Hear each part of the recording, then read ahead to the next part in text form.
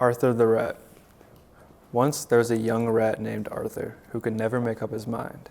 Whenever his friends asked him if he would like to go out with them, he would only answer, "I don't know." He wouldn't say yes or no either. He would always shirk making a noise.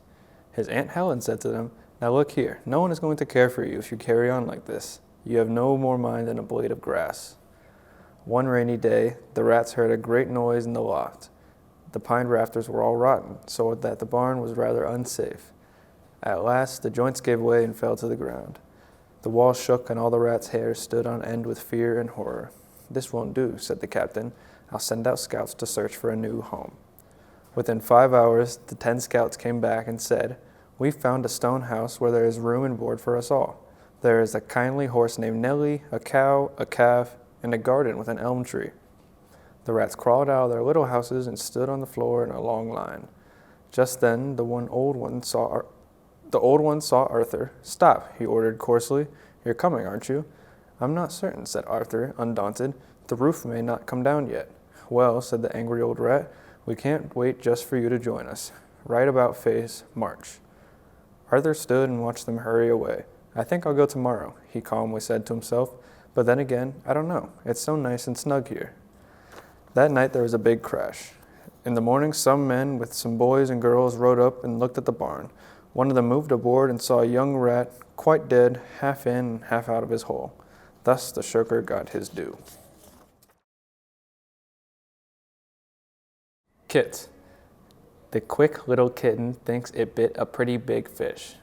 Dress. Many of Fred's friends slept in tents and then get drenched by the treacherous weather. Trap. The harrowing black cat dashes at any man and likes to land on the plaid carriage. Lot. The honest swan stops and acknowledges the fox dodging the bothered wasp. Strut. Mother loves butter that comes from the southern countryside. Foot. The butcher should put the pudding in a wooden nook to cook. Bath.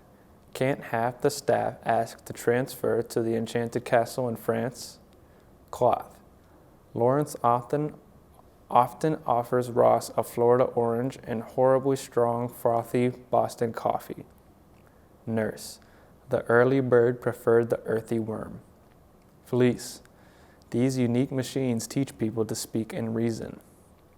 Face. The raven waits until late day for the great wave to break. Palm. Father and Ma said to calm the facade in the Nevada Plaza. Thought. The small walrus caught the hawk in the salty water. Goat. The mauve rose slowly grows in Owen's old grove. Goose. Beautiful music booms and humans move to the groove. Price. The shy writer types at night to fight the silence in their mind. Choice. The spoiled boy hoists the toy from the soil. Mouth. Mountains of flowers crowd the grounds about the house. Near. Deidre's fear seriously interferes with her ideal career. Square. Beware of scarce fairies, rare mares, and scary prairie bears. Start. The Sahara party marvels at the far star on the safari. North. Laura's warm aura reforms Thor's horse for the important war. Force. The adorable boar snores hoarsely and notoriously hoards imported pork. Cure. The tourist endures rural tours of Europe and procures gourmet bourbon. Happy. The coffee, salami, spaghetti, and macaroni are ready. Letter. Sugar covers the tiger's whisker. Comma. Bertha's and Cinderella's saga is a drama. R. Richard, Wilbur, and Harry are running through the treacherous river. L. Linda and Allie pull belly muscles laughing laboriously. And G.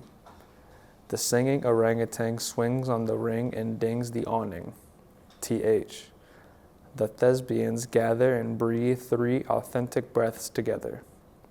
H. Harry and Hillary happily harvest heaps of herbs behind the beehive. Yod, Y-O-D. The cute, dutiful blue cuckoo resumes cooing suitable tunes enthusiastically. W. Will and Drew whistle when the wind blows between the whimsical weeping willows. ING. Ms. Fanning is walking and hiking in Wyoming. S. Susie lives in her sister's house on Easy Street with her Siamese cats and Siberian husky dogs. Let's say my favorite memory with Harrison. We were really little. We used to wrestle, and there's a trampoline in our backyard. I threw him, and he bounced off the net, and he came back and tackled me, and we both ripped through the net, and I landed on my collarbone, and I thought I broke it, and my shoulder still kind of clicks from it. So yeah. Well, he's in a band, so I've seen him play music, like at shows and stuff, so that's pretty cool. He got a house because he goes to school in ISU, and he got a house instead of an apartment with some guys that he knew and a girl. And his house is awesome, so we got a lot of good memories there. Essentially, when Kids See Ghosts, Man on the Moon 3 came out, Kid Cudi, everyone was freaking out. It was like really good. And another album came out that week too, so it was just good for music. But it came out on like a Wednesday, and me and like 12 of my friends didn't listen to it until Friday when we were all free. And then we all went to Harrison's, and because he's in a band, he has like really great speakers and like subwoofers and like just quality like equipment. And he plugged everything in, and he sat everybody around, and we just all played it, and he has like the TikTok lights, and it was like just changing rooms, and that was fun.